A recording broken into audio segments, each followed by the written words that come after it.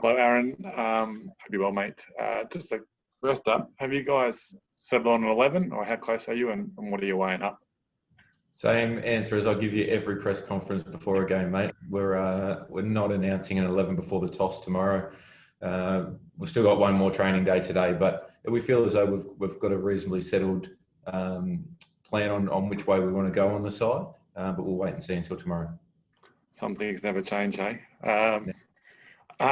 Who's impressed you in the warm-up game so far?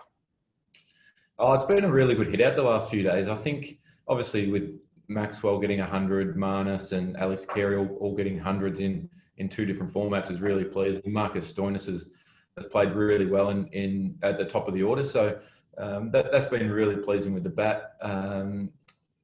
Josh Hazlewood's been outstanding with the ball across a few games. I think overall the quality of games has been fantastic. So to have that really competitive hit out leading into the first T20 is really important. Obviously, we haven't played any cricket in the lead up to this, so so it's been nice. And just how itching are you to get out there and compete against England and get back playing cricket again? Yeah, really looking forward to it. Obviously, looking outside, there's a bit of rain around at the moment, so we might be holed up in the hotel for a bit longer today. But I think all in all, the preparation and the way that the guys have hit the ground running here has been really exciting. So I know not just me, but everyone is just absolutely pumped to be playing international cricket again. Thank you. John Perry. Hi, Aaron. Mate, it's been a pretty tumultuous winter, I guess, for cricket, and there's a few more issues going on at the moment. Do you hope now you guys are back on the field, you can perhaps start to provide sort of some positive headlines, I guess, for the sport? Yeah, absolutely, John. I think that whenever there's no content being played, it gives people a lot of time to sit around and come up with a lot of theories. So the fact that we're back starting tomorrow, is really exciting, and hopefully we can let the cricket do the talking from a lot of different aspects. I think that one thing that's been really pleasing is been coming over here and I suppose just letting go of everything else and really digging into training and focusing on the game coming up. So it's going to be a quick series, and then on the back of that, there's domestic cricket around the world and at home. So guys are excited, but yeah, really looking forward to trying to put some positive headlines out there. And just one more, are you concerned that the Big Bash has been talked down too much at the moment? Yeah, a little bit, to be honest. I think that it's a great product, and yes, it'd be nice if Australian players were available more. But I think just in the current climate with the scheduling, I think that there has to be a little bit of give and take from everywhere. And I know that Cricket Australia are working really hard to try and work around it as best they can and come up with some really positive solutions. Thanks. Dan Brady. G'day, Aaron. Just as a follow-up to John's question there, I mean, you played in the Big Bash when it was quite a few fewer games than it is now, when it was 10 games, somewhere in the middle, and then in it being 14. Like, do you think 14 is where it should stay, or should it go back to maybe one of the previous iterations? I think that's all subjective to how you're playing as a person at the time. I think if you're flying as a batter, you want to keep playing as much as you can. But I know that there's been some stats around potentially cutting it back and what that looks like for fans. But at the end of the day, we want to play as much cricket as we can. And I'm not sure exactly what that right number is, but I think as long as the quality stays there, and I know it's going to be a little bit different this year, obviously with COVID and the potential for some hubs and things like that will change the outlook of it. But all in all, I think going from 10 to 14 was probably a little bit too drastic jump straight away. Maybe there was a middle ground there for 12 and trial that for a little period. But yeah, that's still a great product and something that we're proud of.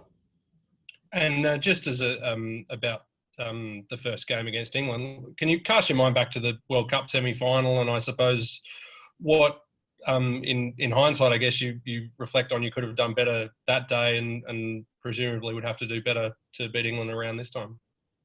Yeah, it's a different format for a start. So obviously playing T20 compared to 50 over, your strategy's very different. You're looking to be more aggressive, I guess. And looking back to that game, we didn't get enough runs. We were 3 down early with the bat and we're always chasing our tail. And when you've got a quality side, well, the best in the world, chasing a small total and with how aggressive they are, you need early wickets and they blew us out of the water. So yeah, it was a tough day, but still different format. So we're not holding any scars over that. I can guarantee that in T20 cricket. Thanks, Aaron. Lockie McCurdy.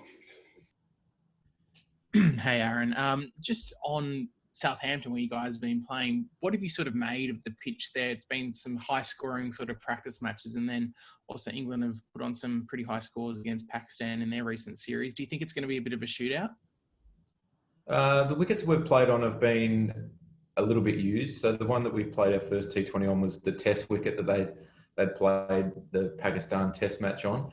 The second, the 50-over game was a fresh wicket, and then we played a night game the other day as a T20. So there's been a variety of conditions, but they've all been pretty good, to be honest. There was a really short boundary one side, which a lot of guys took advantage of. But all in all, it's always a really good service to bat on here. I think your defensive bowling becomes really important because it's a wicket that generally has probably a touch more pace than some other wickets around the country. So it gives you the opportunity to sort of hit through the line and take the game on probably a little bit earlier in your innings than what you generally would. So, I'd expect the scores. I think history suggests that the scores are generally on the higher side, but I think we might be using the same wicket for all three games. So whether that means that they come down or the wicket stays really good, we'll wait and see.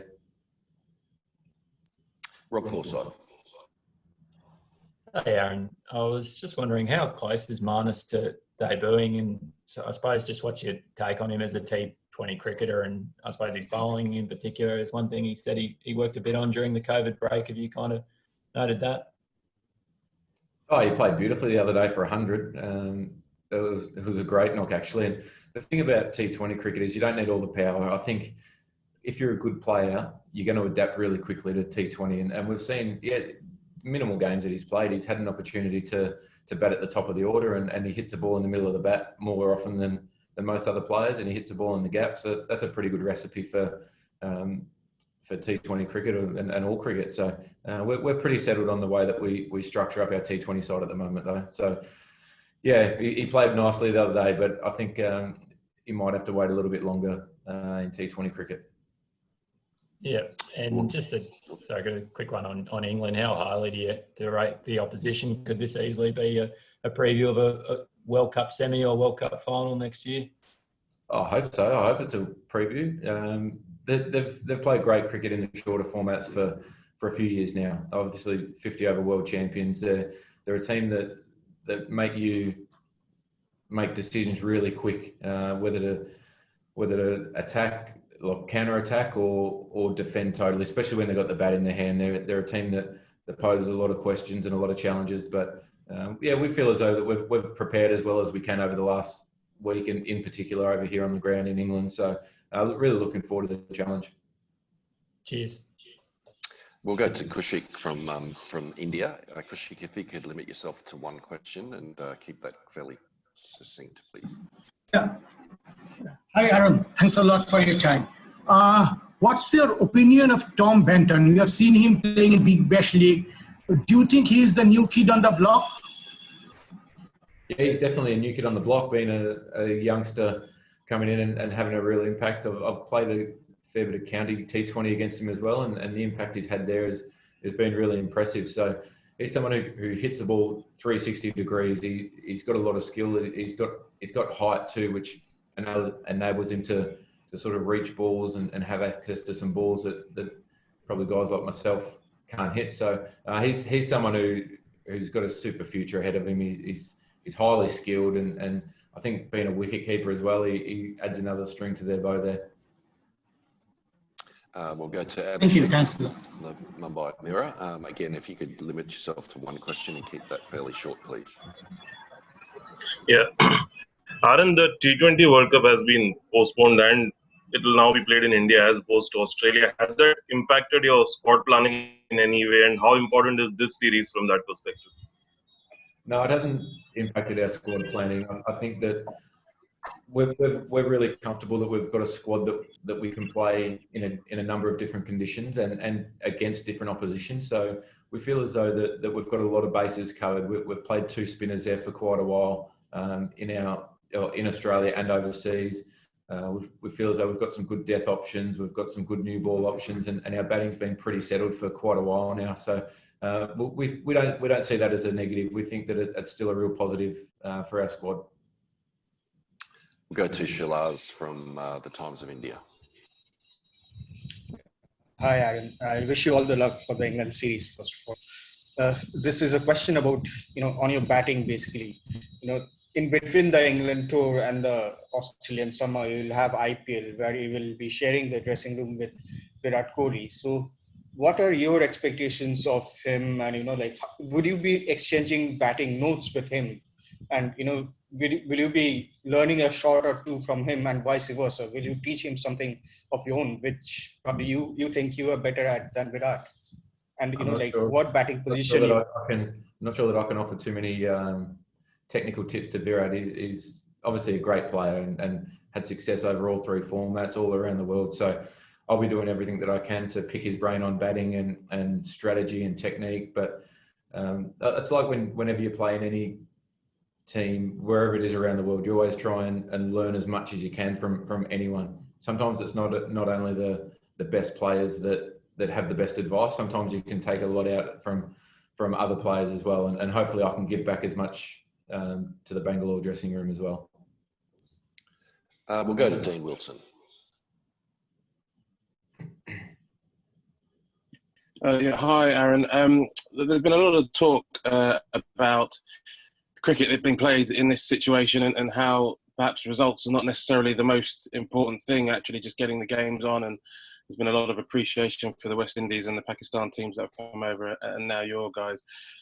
Can an Australian team look at anything beyond results and actually, maybe not think that that's necessarily too important, or is that nonsense? No, I think in the lead up to coming over here, I think that it was our responsibility to do everything that we possibly could to make sure that the tour went ahead. And obviously, at times, the results do come second. And I think in that scenario, in all the lead up, but once you get on the ground and once the competitive juices start flowing and you're trying to execute your skills under pressure against the best players in the world, I think that it's important that the result is front of mind, no doubt that you want to win. But I think more of that talk is about the lead up to the tour and making sure that we're giving cricket the best opportunity to go ahead and be successful. And in that spirit, it'd be your first, obviously, international game since the Black Lives Matter movement, and you've spoken about it in the past, and Tim Payne as well. There were players taking a knee before the start of the West Indies matches. Is anything planned? Have you spoken to England about doing anything like that or anything in connection with that? Yeah, I've spoken to Owen and we're not going to do a specific gesture like has happened in the past. I think the education around this is more important than a protest. So for us, we're really proud to play a game where it's celebrated all over the world and anyone can play it. Doesn't matter what race, what religion, what nationality you're from. Cricket is a game for everyone. So and I'm really proud about that. But also the education, I think, is far more important than the protest. Thank you. Yes. We'll go to James Cole. Aaron, how do you think that the England-Australia rivalry will compare in this series? Obviously, very different circumstances, no crowds, etc. Will it still be fierce? And secondly, just to follow up, are you ever going to let Dave Warner near you with a pair of clippers again? How was that experience? You be the judge of that. He blended in. That's better than I expected, to be honest. It's not really, it's worse, but we won't tell him that. The England-Australia rivalry is always huge, regardless of who you play in front of or where you play. I think you could play it in the street and it'll still be there. So it doesn't matter what sport it is. It's just a great rivalry. And the fact that their stands are going to be empty will be a little bit different. I think a few of our guys will appreciate it a little bit more than others. But at the same time, as cricketers, we've probably spent 95% of our career playing in front of no one, from club cricket, junior cricket, even state cricket at times. So I think it doesn't change too much. When you pull on an Australian shirt, you're still incredibly proud and you want to do everything that you can to help your team succeed. We'll go to Adam Collins, and then we might wrap it up. Aaron's got a few other commitments to go to this morning. So, Adam, over to you.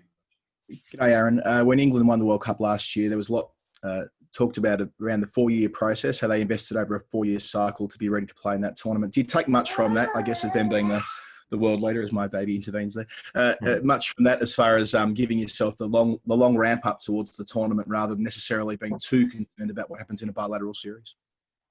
Yeah, I think the long play is obviously really important, and it's something that we've been sitting down and planning over the last few months. Probably what the COVID break did for Australian cricket is give us a bit of a chance to sit back and look at everything as a whole and sort of help dissect that, rather than, because you just keep moving from series to series, you almost focus on the results a lot more. So to take the results out, sit back and assess everything leading up to the 2023 World Cup and sort of working back from that date, I think gives us a really clear plan on the direction that we want the one-day team to go. I think we've done the planning really well in T20s over the last couple of years, and obviously with that meant to have gone ahead around this time.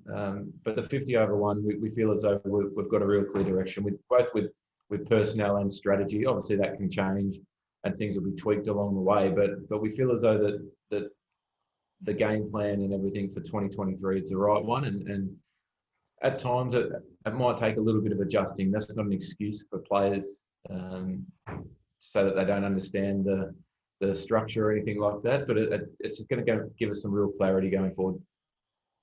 Thanks, mate. Thanks, Aaron, and thanks everyone for joining us this morning. We'll wrap it up there. As I say, Aaron's got a few other commitments. So again, thank you very much for joining us today, and we'll talk to you all in the next few days.